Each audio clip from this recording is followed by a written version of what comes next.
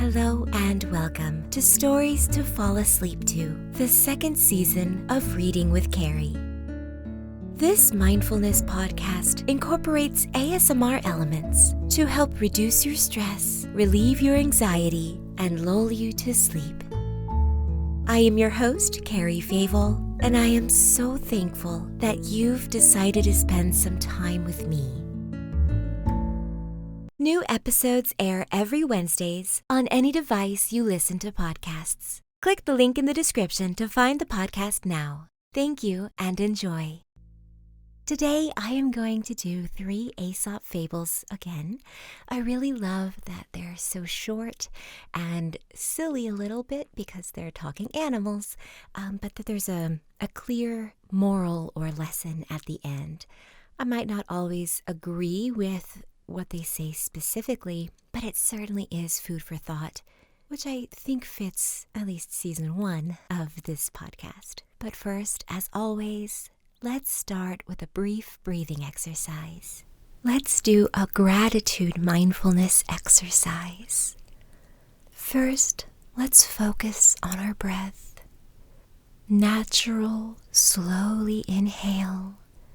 Don't force your breath.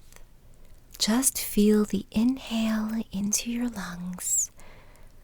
Hold it for just a moment and exhale slowly. In on a slow count of 4. Hold it and exhale on a slow count of 4. Let's now focus a bit on our mind. We are going to think of 3 things you should be grateful for. You may be in a difficult situation or time in your life right now, and so this question may be hard to answer. That's okay.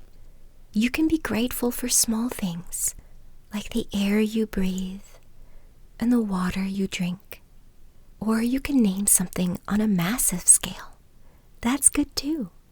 Just try to answer the question, if you could, what would you be grateful for right now? Or what do you hold in your heart? Focus on just one of these 3 things for now. Focus and be truly grateful in this moment. Think whatever it is in your mind. Metaphorically embrace this thing for which you are grateful. Now move your attention to the second thing you are grateful for. The second item you hold in your heart. Again, it can be very simple, like your favorite beverage, or perhaps a pet, or even an item you own. Right now, be truly grateful for that thing. Think about what it brings to your life, and thank it internally. And now move on to the third thing for which you are grateful for. It doesn't have to be something physical. It could be a concept or an idea. Perhaps an activity you enjoy doing, or a blessing you feel you have in your life.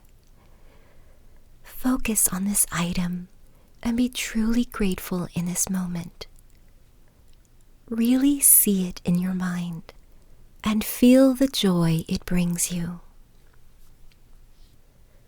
Slowly bring your focus back to your breath once more. Just sit with the rhythm for a moment without adjusting it in any way. When you're ready, open your eyes. Notice 2 things in the room that you haven't noticed before or haven't paid much attention to in a while. Look around and notate the first item. Really see it. Name that item and review it. Now find the second item and focus your attention on it for a moment. Name this item as well and look it over.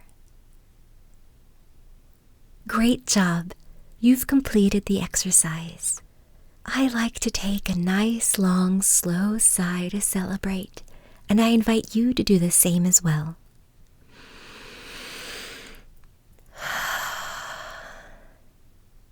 If you need to, you can sit a bit more with your natural breathing rhythm.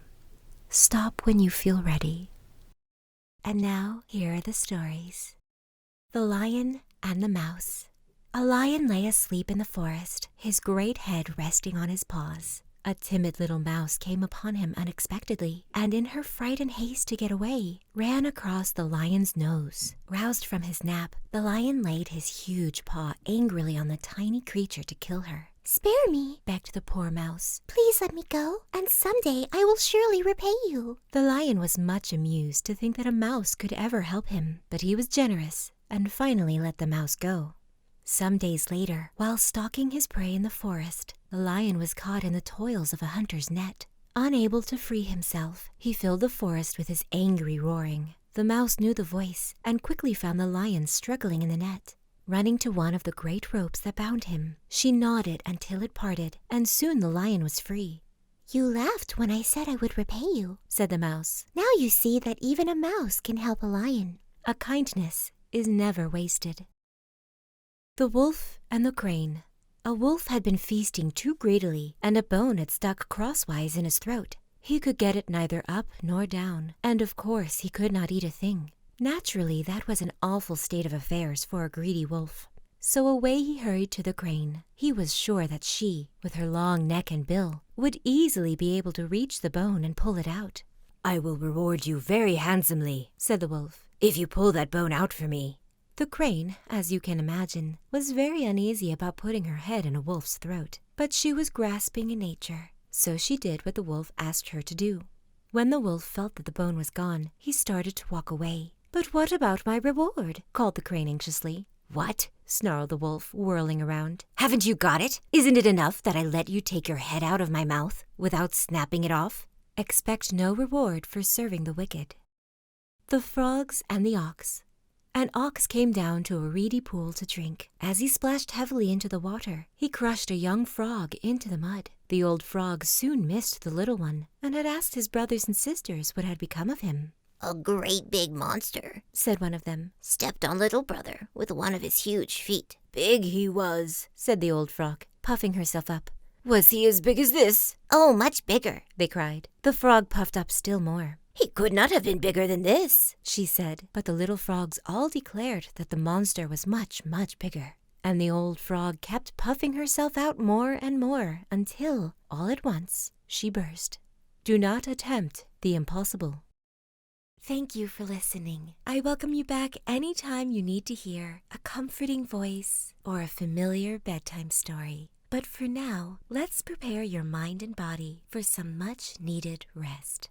Start by checking in with your body and making sure you are as comfortable as possible. Place the tip of your tongue on the tissue right behind the top front teeth. Slowly exhale and empty the lungs of air. Through the nose, breathe in quietly for 4 seconds. 3, 4. Hold the breath for a count of 7 seconds.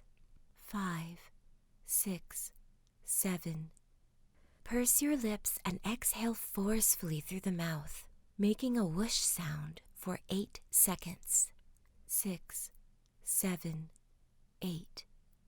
If you need to, you can repeat this cycle up to 4 times, but any more than 4, and you might start to feel lightheaded or dizzy.